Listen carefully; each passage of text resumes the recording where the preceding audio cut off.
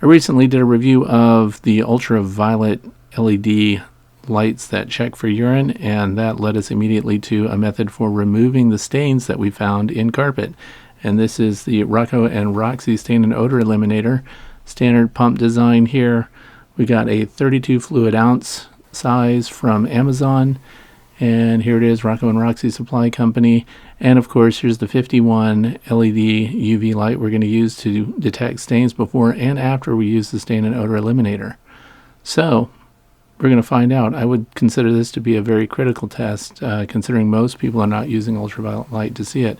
If it's gross, it's gone. I like that. 100% guarantee. If you don't like it, you get your money back. Made in the USA. Here's the information about the company. And now let's move right into getting rid of the stain. We're looking at an indoor-outdoor carpet that's in my basement. A dog, one of our dogs, obviously urinated on it, and this stain could be over a year old, and here it is under ultraviolet light. You can see in the upper right-hand corner there's a good strong stain, and there's a trickle also where it walked away.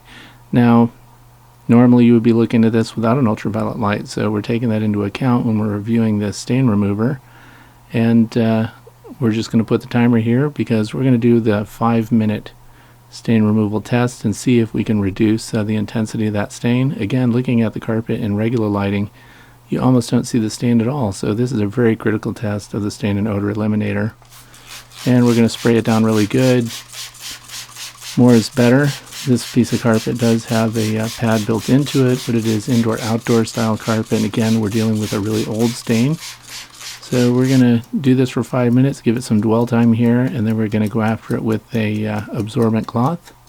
And then we'll show it to you again under ultraviolet light to see if we reduce the stain at all.